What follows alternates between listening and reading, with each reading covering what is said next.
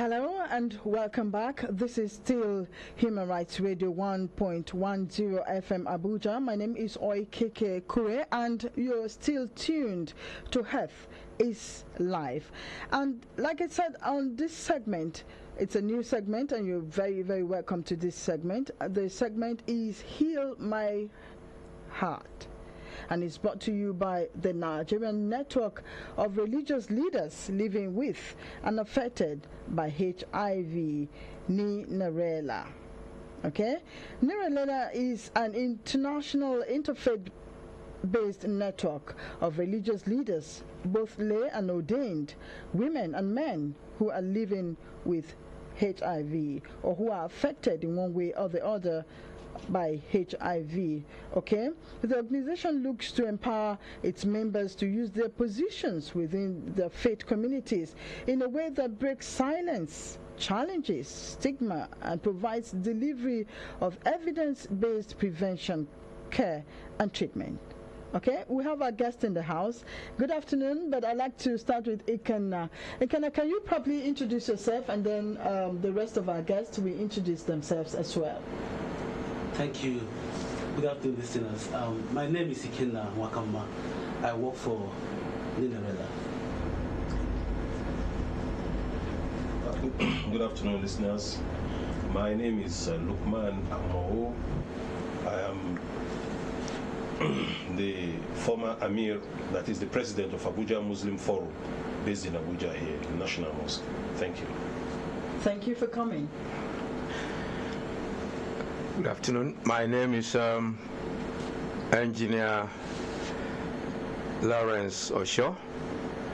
I was formerly the chairman of Christian Network on HIV and AIDS in Nigeria, and formerly secretary of CISAN FCT, Abuja.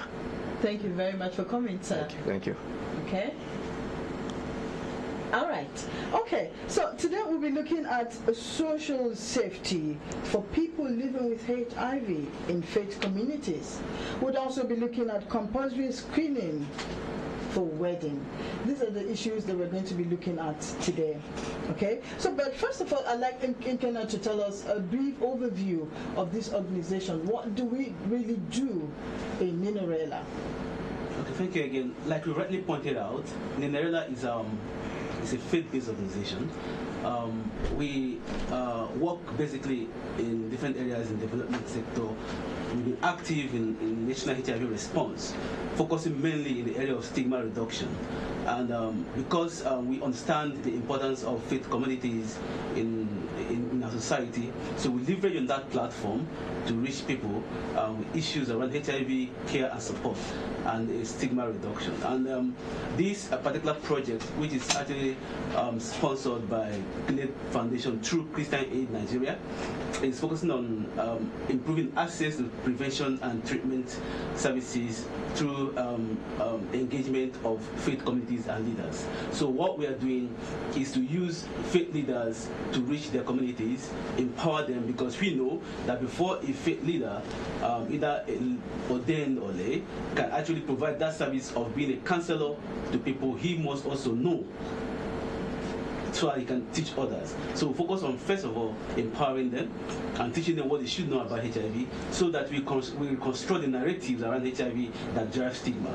So that's what we're doing now, and by extension, we are reaching the general Nigerian population. Thank you. Okay, you've been in this project for a while now. I'd like to ask, how would you rate the acceptance of people living with HIV in the faith-based communities? How is the acceptance? How are they accepted in the faith-based communities? Actually, if I should use evidence now, even though we just conducted a survey, even though we've not. It's not officially brought out though, but from what the information we gathered from the 3 states and from and I think Anambra, Benue, and Abuja, yes, we still have this mixed feelings. Some of the people living with HIV feel that their faith leaders support them. Others feel that the faith leaders are actually compounding the problem based on what they teach, based on what they say. Like I remember somebody saying that each time he sits in the church and the pastor is talking about HIV in such a way that it makes him hate himself. So, by the way they say things, they feel that they are not yet accepted in the faith communities. We need to do more. Okay, let's talk to our leaders. How would they react to that? Well, in the Islamic faith, there is nothing that is new, and everything is already taken care of. You don't necessarily have to have a special attention, or you find out that you don't have issues that are coming up, probably have not been treated. Accepting somebody that is living with HIV is something that is not difficult in the Islamic religion.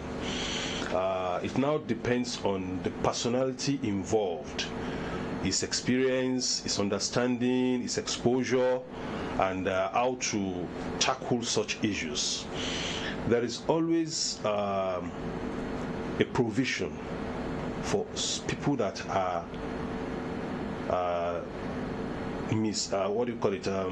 less privileged, those that are weak, those that are sick, those that are in one need or the other. There is a general provision how you handle their matters, and particularly in Islamic faith, taking care of somebody that is sick is something that is highly recommended and highly rewarding. So I will not say that this is something that cuts across broad, but that everybody accepts. But as I've said earlier, it depends on the individual that is now handling a particular issue. Okay, so what does the Christian faith say concerning this issue? Well, the Christian faith is predicated on love for neighbors, for all mankind. And so that's the motive, that's the primary motive for every Christian. And so over the years, perception is very key. The perception of most people is that faith-based leaders are not, accepting, they're doing things to either stigmatize those who are infected, but that's not correct. There's a tremendous change. Over the years, there's been a tremendous change based on the fact that there has been trainings, people have been educated, and so they know more about HIV. Unlike in the past, where it was seen as if it was some kind of death sentence or kind of evil thing, because somebody did evil, that's why he got infected. But that perception has changed. So but the problem I see is that those who are affected tend to stigmatize themselves. They stigmatize themselves more than what our religious leaders do to them. Okay, let's look at the issue of there's this policy: before you get married, our religious organizations want you to test for HIV virus. They want you to get tested. Do you think, why is this so, and is it compulsory? Does this not look like it's out to discriminate or stigmatize people who live with the virus? What happens if someone comes out positive, for instance? Are we saying that the person cannot get married? Why do we have that kind of test? Well, let me say that the Bible says, my people perish for lack of knowledge, and so when tests are being demanded, it's for the purpose of acquiring knowledge. Okay. Acquiring knowledge. When you look at it vis-a-vis genotype, this issue of genotype, you when people are getting married, you demand their genotype so that they are compatible. They don't get, into a situation where they have sickle cell. This is based on having information. And this issue of HIV is predicated on the same principle. To have information, even for the two of them to get information of where they are going into. So it's not an issue of discrimination. It's an issue of getting information. Getting information, which I want it to be, stressed here. Okay. There is more information about the two of them, and it helps them. When you know what you have, what you have, so, it helps you. We don't have cases whereby when a partner is test positive, we don't have cases where we have to cancel that wedding because a partner is positive. Well, there was a case in my church, and that was several years ago, when the issue of HIV was just coming up. This young man he knew he was positive, but somehow during the testing he was able to maneuver the test to show that he was negative, and they were married in the church. And in the end, it was discovered that he was positive. This was the time when the issue of drugs were not available.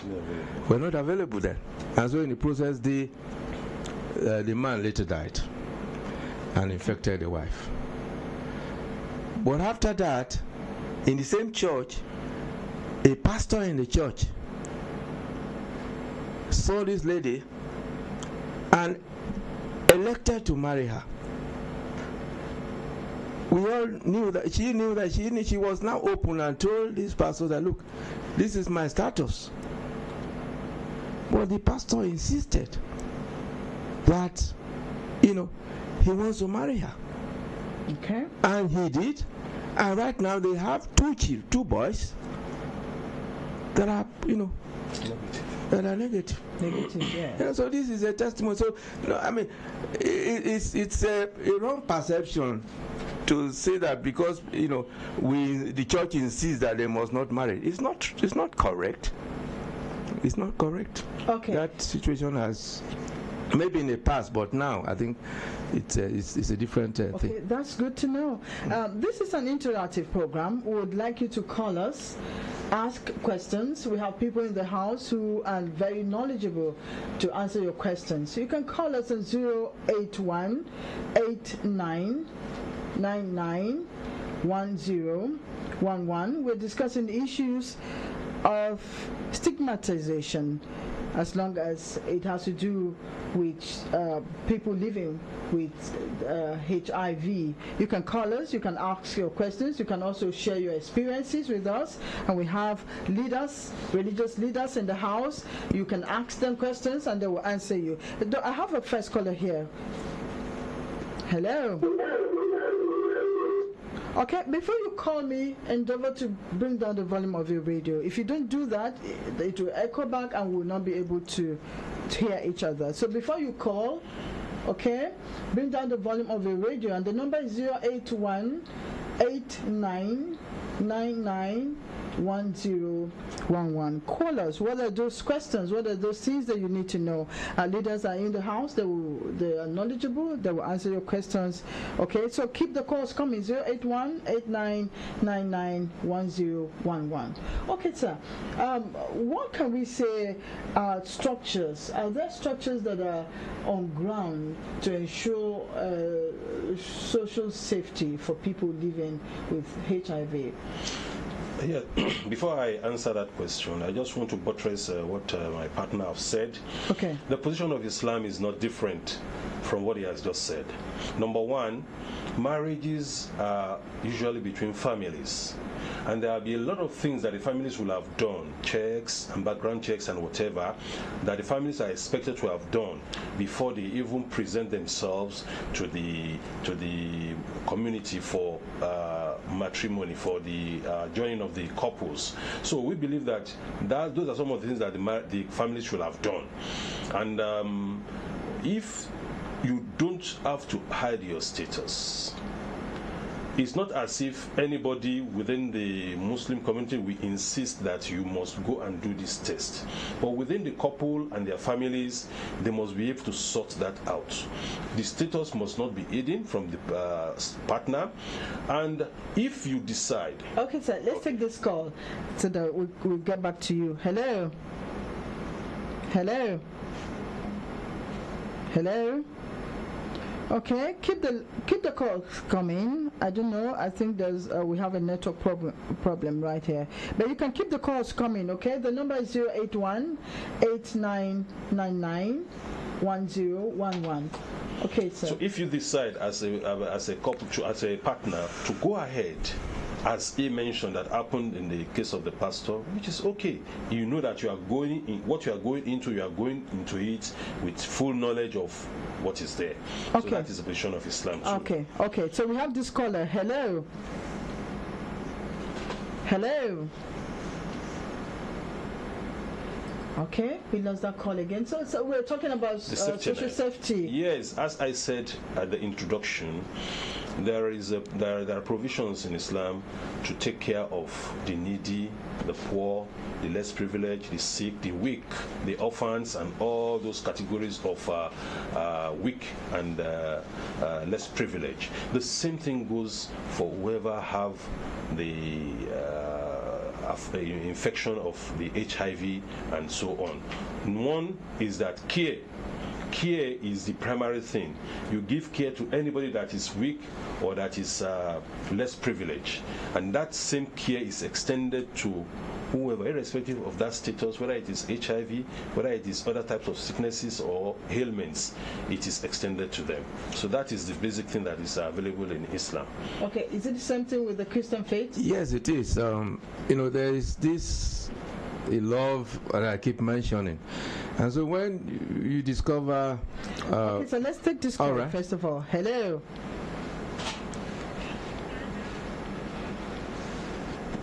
Hello. Hello.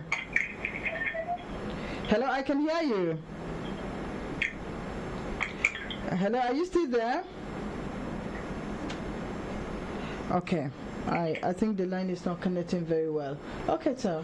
Yeah, when people who you know that they are infected, there are so many, we've come across so many, and what we normally do is to give them special care. You empower them.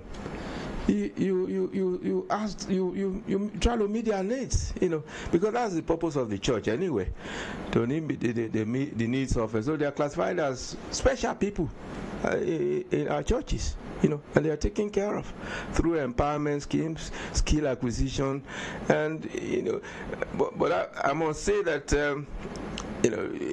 sadly that some of them don't take advantage of these things. Okay, but why is that so? Do we have enough sensitization? Do we come out to tell them that, look, this is what we have for people who may have this kind of problems?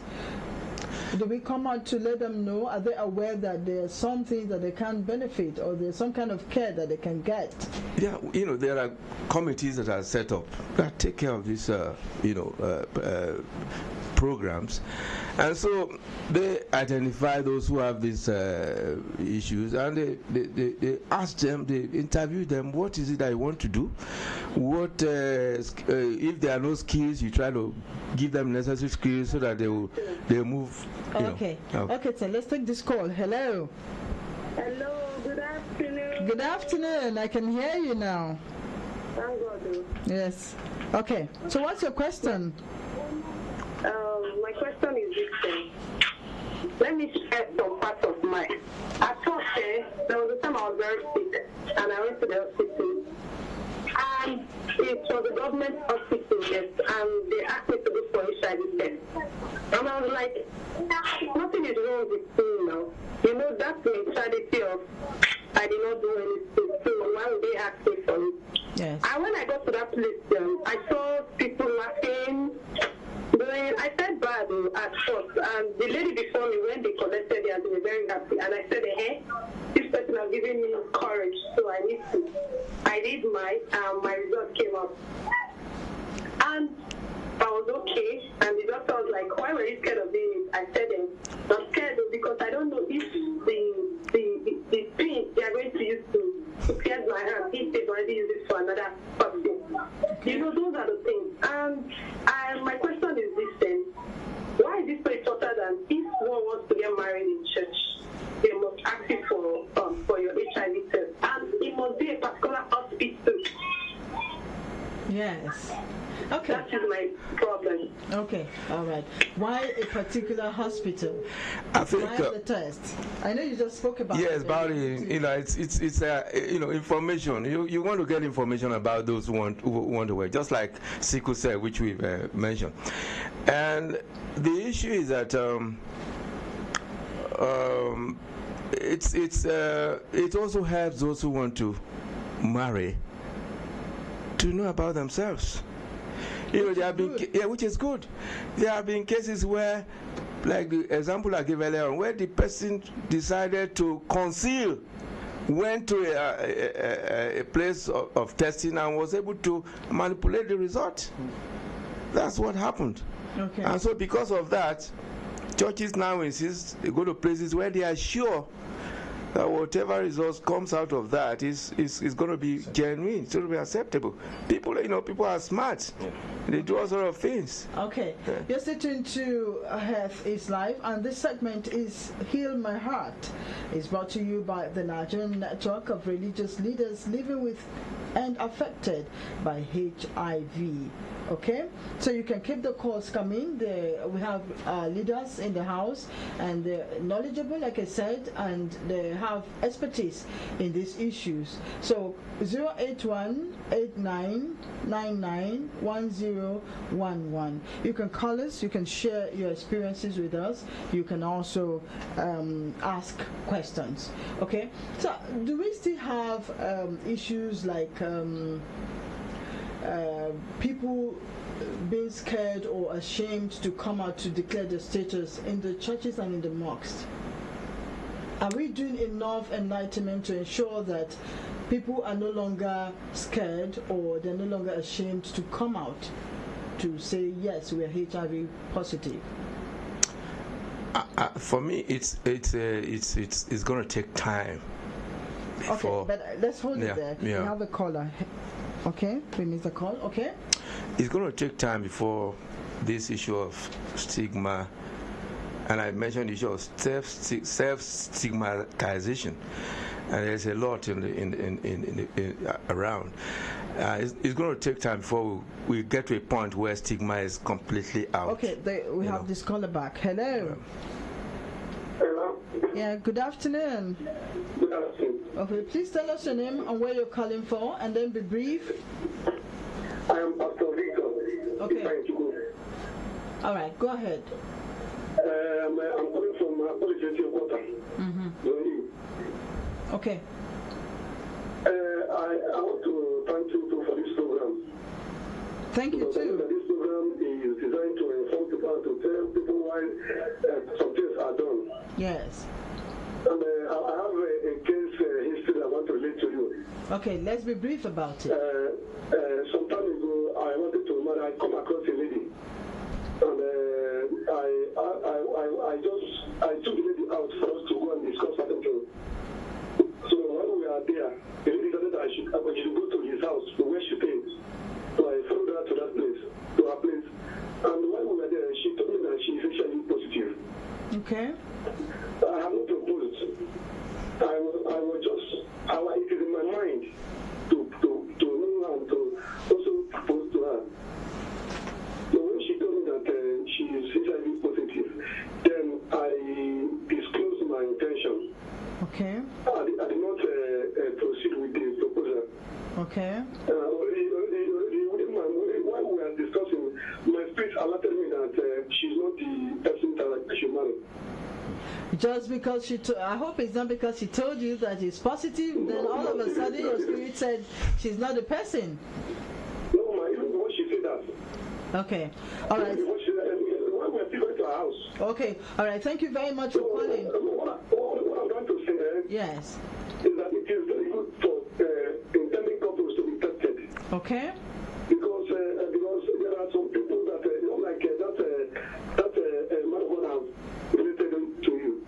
There are some who can maneuver results. Yes. And these are supervised the marital life of many men and women.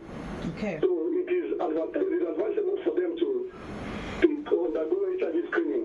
Okay. Before going to the altar for wedding. Okay. Thank you very much for calling. Okay, we don't have much time again. If you are calling, try make it brief. If you're calling, okay. Okay. So, what support do faith communities provide for people living with HIV? Can you tell me briefly what are those support? Well, as mentioned earlier, they are categorized as those that are less privileged, those that are weak. So anything that is required to assist them in form of empowering them, in form of giving them opportunity to get medication, these are things that are extended to them. Okay. And you find that some of them are laid off from their workplaces. You will fight for them at times if you have to go ahead and meet their employers and see whatever that could be done. But you know that in most cases you don't get success from these ones. So what you just resort to is to see how you give them alternative source of income and assist them with their needs. Okay, sir. In addition to that, you provide welfare maybe on a regular basis, but that is a kind of measure that is not is not the best. But the best one which churches provide is to identify the skills of the people, know what they can do, and assist them in setting up businesses that they want to do. There's a case of somebody who wanted to set up a small shop, and she was asked what was required, and funds were provided to support her, and that's in that I'm using that as just an example. Okay. It goes in different ways. Okay. Yeah. Okay, sir. I'd like to thank you very well and very much for coming on this show. Okay. Our time is up. The segment has been Heal My Heart. It's a segment of Health is Life, and every Thursdays we'll be doing this. Okay. Every Thursdays you can join us as we look at Nigerian network of religious leaders living with and affected by HIV and AIDS, issues surrounding HIV, every Thursdays at the same hour. Thank you very much again for coming. My name is Oikeke Igado Kure. It's a pleasure. Thank you very much. At Human Rights Radio, we believe that good health is not just a state of being.